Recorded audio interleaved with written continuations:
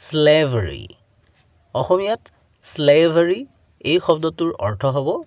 দাসত্ব বা গোলামী বা চাকৰালী অহা এই দুটা বাক্যৰ সহায়ত আৰু বেছি ভালকৈ বুজি লওঁ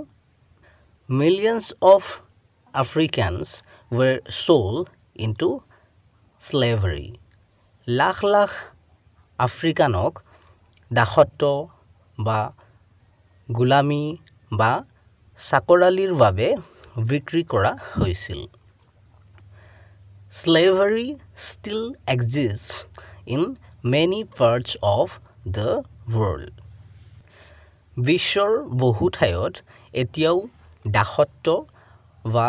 গোলামী জীয়াই আছে চেনেলটো সাবস্ক্ৰাইব কৰি ল'বা কাৰণ এনে ধৰণৰ ভিডিঅ'বোৰ ইয়াতে পাই থাকিবা